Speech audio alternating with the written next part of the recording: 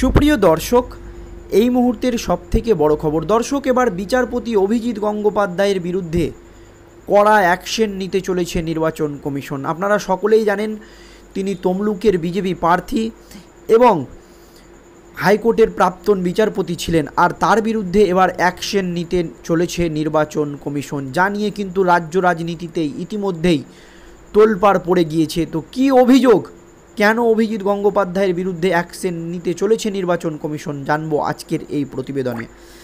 দর্শক, বাংলার মুখ্যমন্ত্রী মমতা বন্দ্যোপাধ্যায়ের নামে কুরুচিকর মন্তব্য করে এবার বিপাকে পড়লেন তমলুকের বিজেপি প্রার্থী অভিজিৎ গঙ্গোপাধ্যায়। এমনটাই কিন্তু শোনা যাচ্ছে যে মুখ্যমন্ত্রী মমতা বন্দ্যোপাধ্যায় সম্পর্কে তিনি কুরুচিকর মন্তব্য করেছেন। তবে সম্প্রতি এই প্রাক্তন বিচারপতি নির্বাচনী প্রচার সভা থেকে তৃণমূল সুপ্রিমো মমতা বন্দ্যোপাধ্যায়কে উদ্দেশ্য করে আক্রমণ শানাতে গিয়ে কুমন্তব্য করেছিলেন, আর এই নিয়েই কিন্তু একেবারে নির্বাচন কমিশনের দ্বারস্থ হয়েছিল রাজ্যের শাসক দল। তবে বিজেপি প্রার্থীর করা সেই মন্তব্যের পরিপ্রেক্ষিতেই তার বিরুদ্ধে কমিশনে অভিযোগ জানিয়েছিল তৃণমূল কংগ্রেস।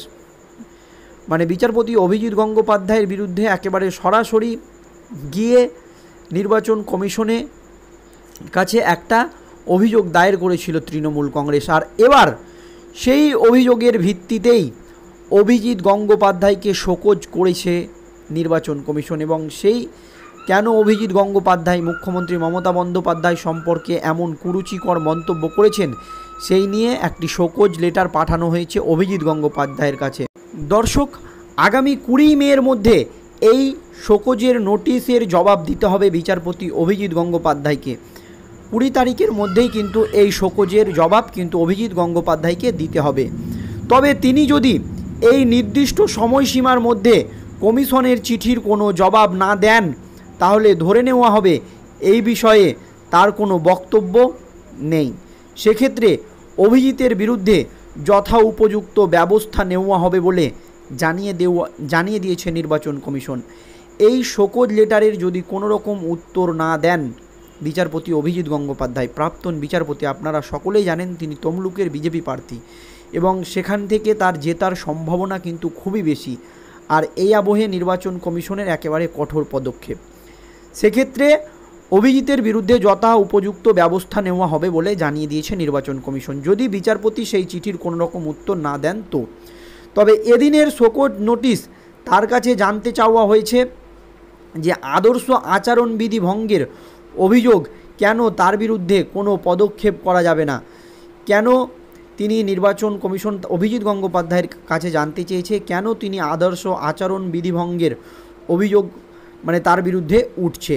প্রসঙ্গত এই ঘটনার সূত্রপাত হয় গত বুধবার হলদিয়ায় চৈতন্যপুরে বিজেপির নির্বাচনী সভা থেকে।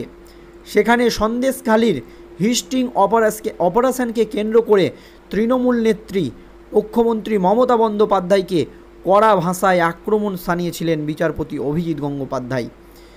সন্দেশখালীতে আপনারা সকলেই জানেন যে একের পর এক ভিডিও ফাঁস করছে রাজ্যের শাসক দল তৃণমূল কংগ্রেস, এবং অনেকেই দাবি করছে যে সেই ভিডিওগুলো ফেক। এই আবহে একেবারে মুখ্যমন্ত্রী মমতা বন্দ্যোপাধ্যায়কে চাঁচা ছোলা ভাষায় আক্রমণ করেছিলেন বিচারপতি অভিজিৎ গঙ্গোপাধ্যায়। তারপরেই কিন্তু তৃণমূল নেতৃত্ব নির্বাচন কমিশনের দ্বারস্থ হয়েছে। এরপরেই সেই সভার একটি ভিডিও ভাইরাল হয়। সেখানেই বিজেপি প্রার্থী অভিজিৎ গঙ্গোপাধ্যায়কে বলতে শোনা যায়, তৃণমূল বলেছে লেখাপাত্রকে কেনা হয়েছিল 2000 টাকায়। মমতা বন্দ্যোপাধ্যায়, তুমি কত টাকায় বিক্রি হও? মুখ্যমন্ত্রীকে এই ভাষাতেই আক্রমণ করেছেন বিচারপতি অভিজিৎ গঙ্গোপাধ্যায় যে মমতা বন্দ্যোপাধ্যায় তুমি কত টাকায় বিক্রি হও। আর এই কথার প্রেক্ষিতেই কিন্তু এত বড় একটি ঘটনা। তোমার হাতে কেউ 8 লক্ষ টাকা গুজে দিলে চাকরি হয়, কেউ 10 লক্ষ টাকা দিলে রেশন হয়ে যায়, রেশনের কার্ড হয়ে যায়, আর রেখাপাত্র গরিব মানুষ, লোকের বাড়িতে কাজ করে আমাদের প্রার্থী, তার জন্য তাকে 2000 টাকা দিয়ে কেনা যায়। এমনই মন্তব্য করেছেন বিচারপতি অভিজিৎ গঙ্গোপাধ্যায় একেবারে চাঁচা ছোলা ভাষায় মুখ্যমন্ত্রী মমতা বন্দ্যোপাধ্যায়কে। তারপরই মুখ্যমন্ত্রী মমতা বন্দ্যোপাধ্যায়ের দল তৃণমূল কংগ্রেস নির্বাচন কমিশনের দ্বারস্থ হয়েছে। তবে এই বিষয় নিয়ে এখনও বিচারপতি অভিজিৎ গঙ্গোপাধ্যায় কোনো প্রতিক্রিয়া দেয়নি। ধন্যবাদ।